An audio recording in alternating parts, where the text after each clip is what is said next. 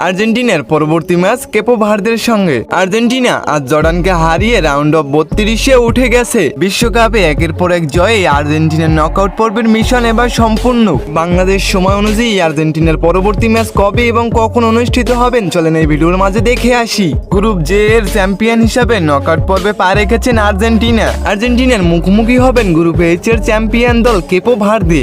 Bangladesh time অনুযায়ী ম্যাচটি অনুষ্ঠিত হতে যাবে 4 জুলাই 2026 ভোর 4টায়। শক্তিমত্তা বিবেচনা করলে কেপো ভার্দের চেয়ে দ্বিগুণ শক্তিশালী আর্জেন্টিনা। এখন দেখা যাক নকআউট পর্বে কি হয়। নকআউট পর্বে দুই দলের গোল যদি সমান থাকে তাহলে আরো এক্সট্রা 30 মিনিট বাড়িয়ে দেওয়া হবে।